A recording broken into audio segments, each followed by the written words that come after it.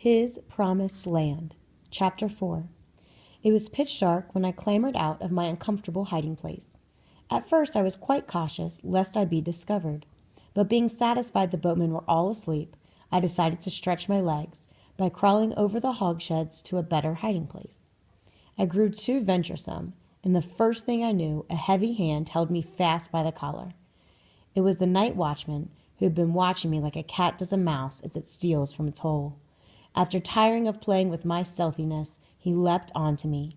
There was no denying I was his victim, for he gripped both my wrists until I could not raise my arms, and pushed me ahead of him so I could not use my feet, or I would have kicked him into the river and gone after him. Helpless as I was, he pushed me to the shanty, kicked open the door, and yelled, "The lazy nigger's aboard!" In less time than I am telling you, the other man, by the name of Joe, was on his feet, blinking at me by the poor light of a lantern. To properly understand the positions that these men were placed in by my hiding aboard their crafts, you must go back to the time of which I am speaking. I was worth $1,800. For one to run away meant a loss of that much money, and anyone who aided me was a thief, worse than a thief, because he was an enemy to the institution of slavery. So the hand of the law, the anger of the people, and the consolidated fear of the South were all in a hot cry after anyone who helped to break down their institutions. The penalties were severe, not only sending the rescuer to jail, but confiscating his property as well. In this instance, the flatboats and the tobacco would all have been taken, though their owners had neither aided me nor concealed me.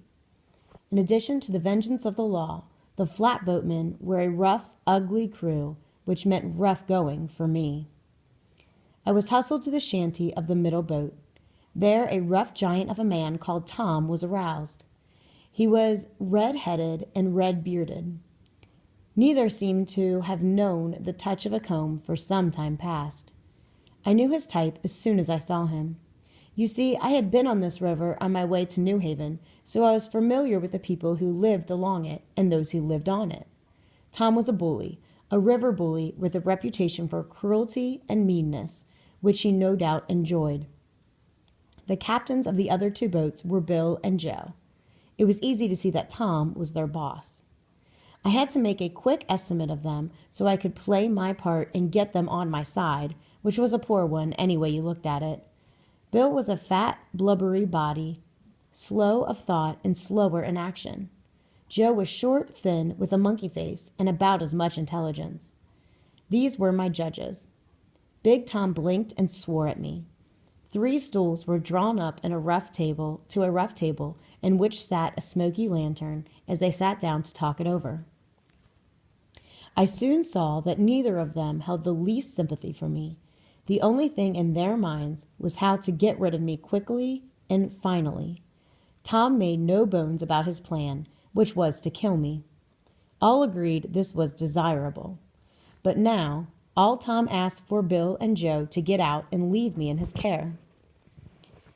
Pressed as to his method of execution, he coldly put into his words his evil intent, which was to strangle me and throw me overboard.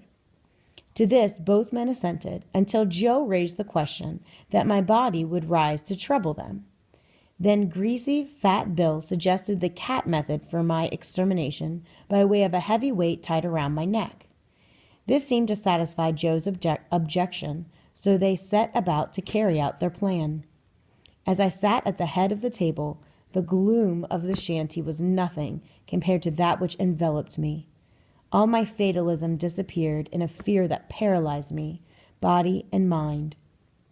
To sit and listen to this macabre dance of death and see the big ogre-like hands of Tom as he worked them back and forth, itching to strangle me, scared me helplessly.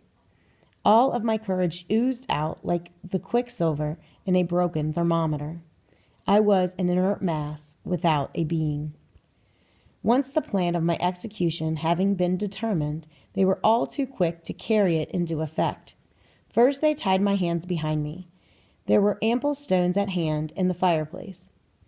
There was a tigerish gleam in Tom's eyes as he lifted a large stone and dropped it onto the table in front of me, making a noise that echoed through that dimly lighted death chamber like a ghostly knell of doom. I sat silently and dumb in the ghastly scene. Everything went on schedule until Tom fastened the rope around my neck, at the other end of which was the stone. Then Joe weakened and refused to go on. All that I remember of the conversation in this whole affair was that Tom said, "Now, every damn cent I have in the world is in this boat, and I'm not going to lose it for a lazy, worthless nigger." Little Joe was afraid from another cause. So far as his conscience was concerned, he made it plain it did not bother him.